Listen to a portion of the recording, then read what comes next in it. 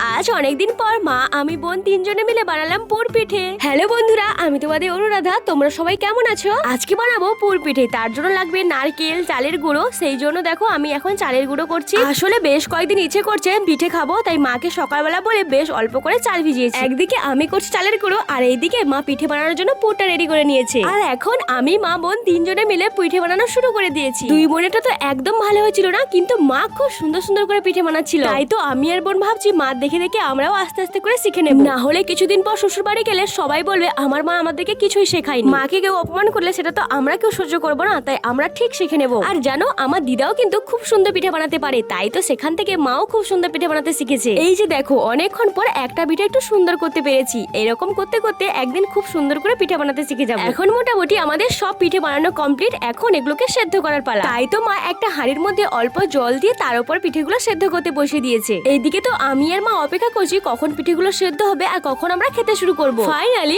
অনেকক্ষণ ধরে অপেক্ষা করার পর আমাদের পিঠে কিন্তু একেবারে রেডি হয়ে গেছে। আর এখন আমরা পিঠে খেতে শুরু করব। জানো, মার মুখে শুনেছি নতুন চালের পিঠে খেতে নাকি অনেকটাই ভালো হয়। তবে আমাদের এবছর নতুন ধান এখনো ভাঙানো হয়নি। যখন হয়ে যাবে তখন একবার আবারও কিন্তু বানাবো। আর আজকে পিঠেটা খুবই ভালো হয়েছিল খেতে। এখন আমরা সবাই মিলে বসে পিঠে খাচ্ছি। তবে চলো, পিঠে খেতে খেতে ব্লগটা এখানে শেষ করছি। কেমন লাগলো কমেন্টে জানিও।